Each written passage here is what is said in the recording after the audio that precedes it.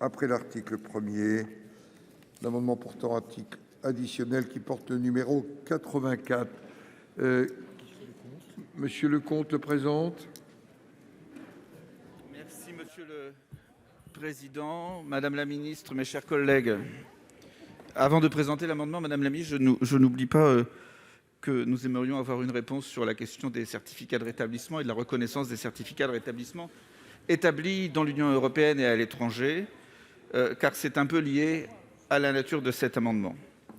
Par cet amendement, nous souhaitons demander par la loi une modification du décret du 1er juin 2021 qui définit les parcours vaccinaux. Toutes les solutions et toutes les situations ne sont pas prises en compte, en particulier lorsque vous avez une partie de votre vie ou votre vie à l'étranger et que vous devez venir en France et qu'en France, vous devez avoir une vie sociale.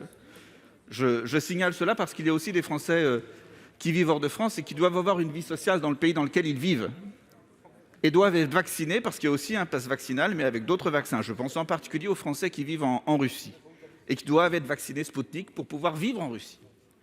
Et donc, par cet amendement, nous posons le principe que quels que soient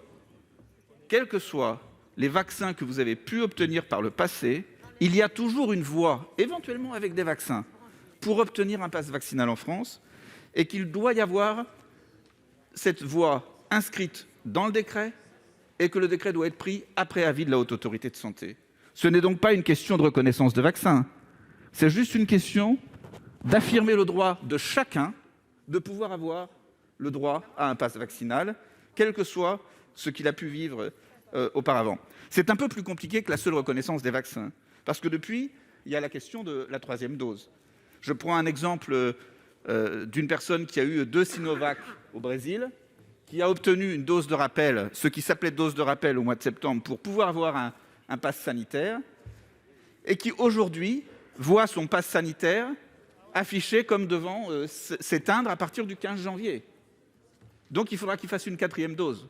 Peut-être, pourquoi pas, mais à ce moment-là, que ce soit clairement indiqué dans le décret, après avis de la Haute Autorité de Santé. Nous voulons affirmer ce droit. Chacun a droit à un pass vaccinal s'il se soumet à ses obligations, et c'est la raison pour laquelle nous proposons cet amendement. L'avis de la commission, monsieur le rapporteur.